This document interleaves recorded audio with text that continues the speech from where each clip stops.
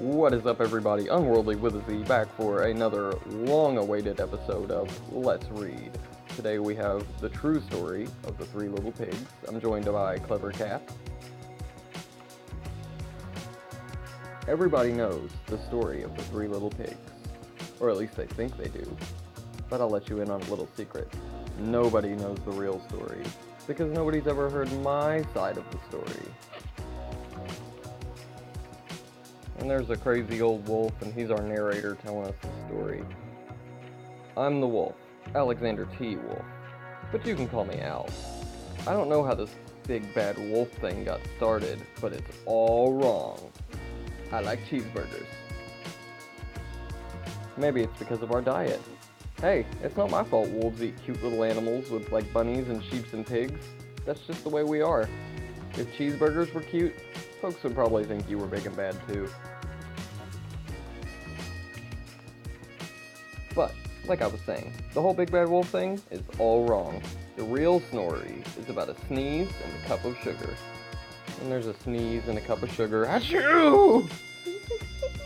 This is the real story. Way back in Once Upon a Time, I was making a birthday cake for my dear old granny. I had a terrible sneezing cold and I ran out of sugar. And there's the cake he's making, and oh no, he's out of sugar. And there he is sneezing.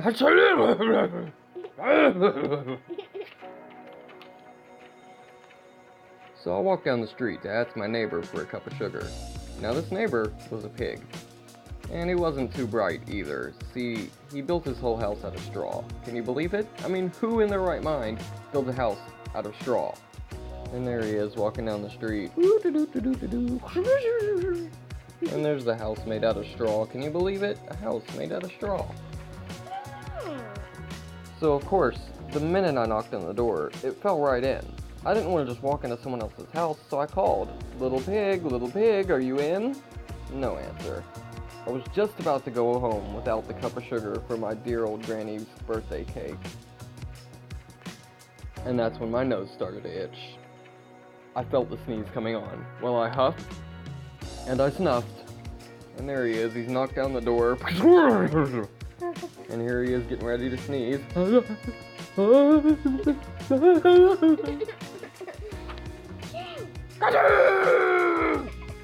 And there goes the whole house. And I sneezed a great sneeze.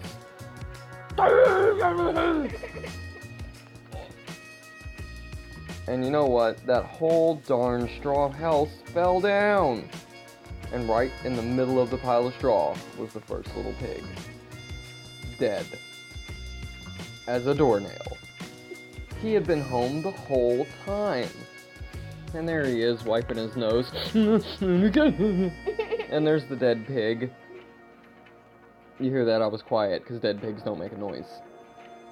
It seemed like a shame to leave a perfectly good ham dinner lying there in the straw, so I ate it up. Think of it as a big cheeseburger just lying there.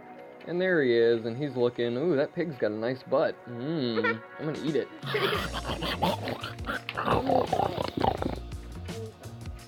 I was feeling a little better, but I still didn't have my cup of sugar. So I went to the next neighbor's house. This neighbor was the first little pig's brother. He was a little smarter, but not much. See, he built his house out of sticks. And there it is, a nice little quaint stick home. Who did that? There's the saw he probably used to cut down that tree, and there's a little random bird. That's not one.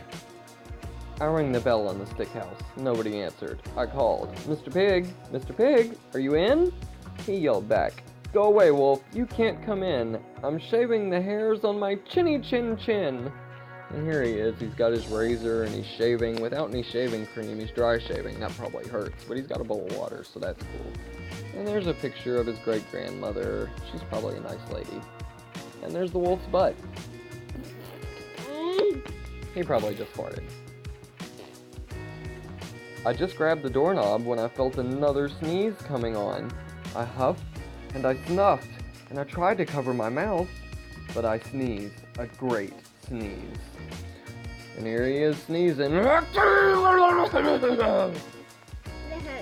you sneeze. And you're not gonna believe it, but this guy's house fell down just like his brother's. And when the dust cleared, there was the second little pig, dead as a doornail, Wolf's honor. And there's the broken house, and it's all broken, and the dust from that horrible big sneeze is still clearing, and there's another pig butt. But now, you know food will spoil, so if you just leave it out in the open, there's only one thing I could do.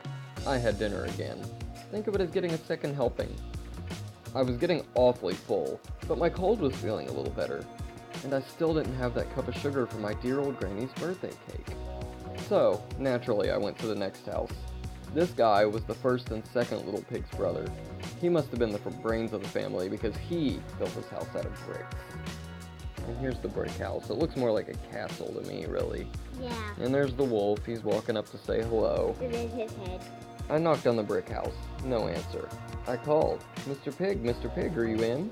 And don't you know that rude little porker answered, get out of here, wolf, and don't bother me again. Talk about impolite. He probably had a whole sack full of sugar, and he wouldn't give me even one little cup for my dear sweet old granny's birthday cake? What a pig. I was just about to go home, and maybe make a nice birthday card instead of a cake, when I felt my cold coming on. I huffed, and I snuffed, and I sneezed once again. And then the third little pig yelled, and your granny can sit on a pin.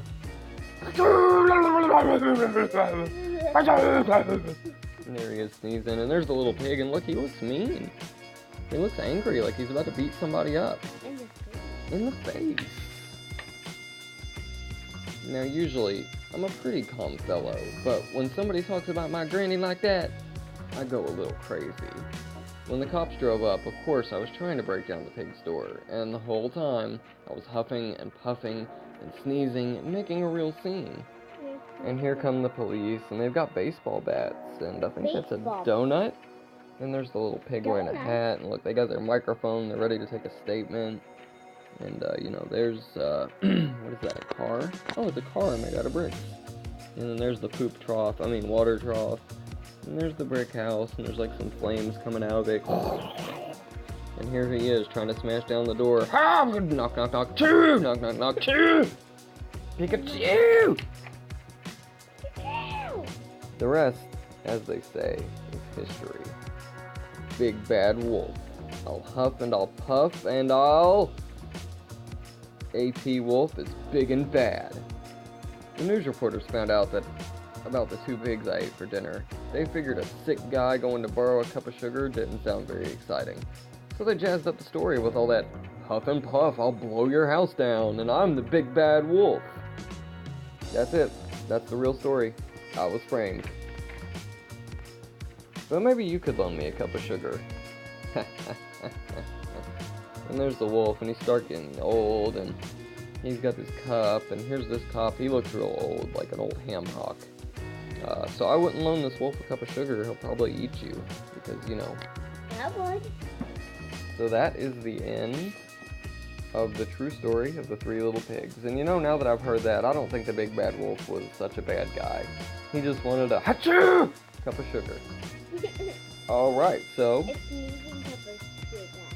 A sneezing cup of sugar, that's right. So this is Unworldly with a Z and Clever Cat signing off. Bye!